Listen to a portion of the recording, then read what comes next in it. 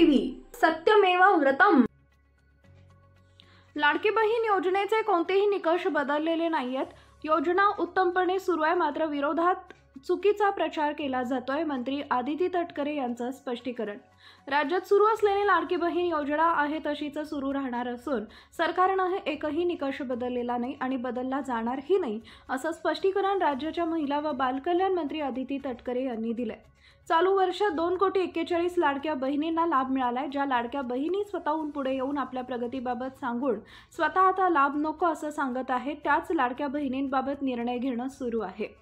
या योजनेमुळे सुरुवातीपासूनच विरोधकांना धास्ती वाटत आहे, त्यामुळे चुकीचा प्रसार माध्यमातून केला जातोय। मात्र ही योजना अशाच पद्धतीने चालू राहील हे देखील त्यांनी स्पष्ट केलंय। मार्ता त्या संदर्भामध्ये महिला बाल विकास मंत्रालयामार्फत काय केलं नाही, आमच्याकडे त्या संदर्भातली जी माहिती आहे ती आलेली आहे। आम्ही त्या संदर्भातली आणखीन सखोल म्हणजे त्याच्या मागची जी काही कारणं आहेत किंवा काय त्याच्या मागचं हे असेल त्या संदर्भातलं एक रिसर्च करून यंदाच्या वेळेला जिल्हा नियोजनच्या अंतर्गत जो 3% राखीव आम्हाला महिला व बालविकास अंतर्गत असतो त्याच्यामध्ये आम्ही या संदर्भातली त्या जो जे घटक असतील ज्याच्यामध्ये अधिकाधिक प्रमाणामध्ये ते जाणवलेलं आहे त्याच्यामध्ये जनजागृती करणं, त्याचबरोबर बालविवाहाच्या संदर्भामध्ये सुद्धा जिल्ह्यामधील ते जे घटक आहेत त्यांच्यामध्ये जनजागृती करणं, ह्या 2 उपक्रमांमध्ये आम्ही यंदाच्या जिल्हा नियोजनमध्ये जे महिला व बालविकास विभागाला राखीव आहे त्याच्यामध्ये लक्ष केंद्रित करणार आहोत। काही आपण मागच्या सरकारमध्ये सुद्धा महिला बालविकास मंत्री होते, त्यावेळेला सुद्धा हात लाडकी बहीण योजना आहे, तर मागच्या वेळेला जो लाभ मिळाला होता महिलांना आता निकष बदलण्यात येत आहेत आणि त्यामुळे मोठ्या संख्येने महिला या लाभापासून वंचित राहणार आहेत। एकही निकष हा आम्ही बदललेला नाही आहे। जो शासन निर्णय आम्ही जुलै महिन्याच्या कालावधीमध्ये गेल्या वर्षी निर्गमित केलेला होता त्या शासन निर्णयाला धरून जी आहे ती त्या ठिकाणी ही योजना सुरू आहे। एकही निकषामध्ये अगदी शब्दाचा सुद्धा बदल हा केला गेलेला नाही आहे, हे मला आपल्या माध्यमातून निश्चितपणाने लाडक्या बहिणींना सांगावंसं वाटतं। आम्ही गेल्या 3 दिवसापासून जानेवारी महिन्याची DBTची प्रोसिजर चालू केलेली आहे आणि 2,41,00,000पेक्षा अधिक महिलांना आज या योजनेचा लाभ हा यंदाच्या महिन्यात सुद्धा मिळालेला आहे। त्याच्यामुळे ही योजना अधिकाधिक यशस्वीरित्या पार पाडणं हे काम हे सुरू आहे। ज्या महिला स्वतःहून व्हॉलेंटरीली स्वतःहून पुढे येऊन ह्या योजनेमध्ये आम्ही पात्र आता नाही आहोत, आमचं लग्न झालेलं आहे, आम्ही आता इतर राज्यांमध्ये वास्तव्य करायला गेलेलो आहोत किंवा आमचं उत्पन्न वाढलेलं आहे, सरकारी नोकरी लागलेली आहे, आम्ही नवीन वाहन घेतलेलं आहे, या विविध कारणांमध्ये स्वतःहून येऊन विभागाकडे ज्या इच्छा प्रकट करत आहेत की आम्ही ह्या योजनेमध्ये पात्र नाही आहोत, त्या जे काही 4-4.5 हजार असतील त्या संदर्भातलाच त्या जी काही रिफंड घेण्याची प्रक्रिया आहे त्याला आम्ही त्या जिल्हा जे अर्थनियोजन विभाग आहे यासोबत आम्ही त्याच्यामध्ये समन्वय साधत आहोत।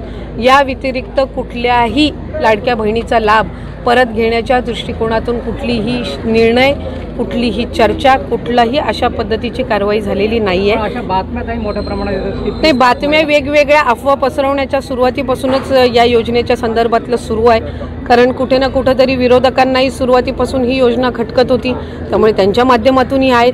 काही वेळेला विनाकारण एखादी कुठली वर्तमानपत्रामध्ये बातमी आली की त्याची शहानिशा न करता कडून त्याचा प्रसार होत आहे। त्यामुळे मी आपल्या माध्यमातून सगळ्यांच्या माध्यमातून मला राज्याच्या जनतेला आणि लाडक्या बहिणींना सांगायचं आहे की ही योजना यशस्वीरित्या सुरू आहे।